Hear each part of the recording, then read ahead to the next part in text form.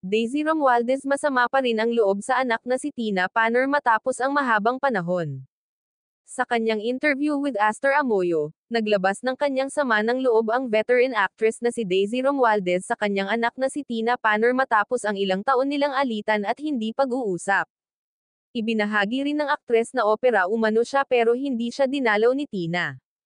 Ayon pa sa aktres na by chance lang ang pagkikita nila ni Tina Panner noong namatay ang actress na si Gloria Romero. Kasunod nito ibinahagi ni Daisy ang kanyang madamdaming mensahe para kay Tina at ang pag-aalaga niya noon sa anak pero tila wala umano siyang natanggap matapos ang pagmamahal na ipinakita niya sa anak.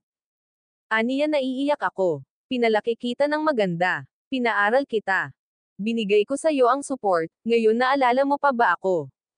Sinabi rin ni Daisy na gumawa umano siya ng effort na bisitahin si Tina sa Spain, pero kahit nasa Pilipinas na ulit ang anak, ay kahit simpleng text ay wala umano siyang natatanggap mula kay Tina.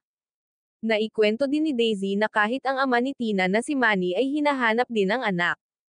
May pagkakataon di umano na tumawag si Manny kay Tina pero hindi ito sinasagot ng actress.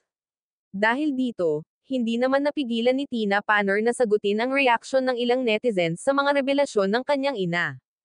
Ayon kay Tina, it's easy to say forgive. I've forgiven her, that's why I didn't talk. But you don't know the whole story. Dagdag pa niya, ang dali nyo lang sabihin na forgiveness has no condition. I know that. Wala kayo sa posisyon ko kaya di nyo po alam ang pinagdaanan ko. Samantala umaasa naman si Daisy Romualdez na pagdating ng tamang panahon ay magiging maayos din ang relasyon nila ng anak na si Tina Panner.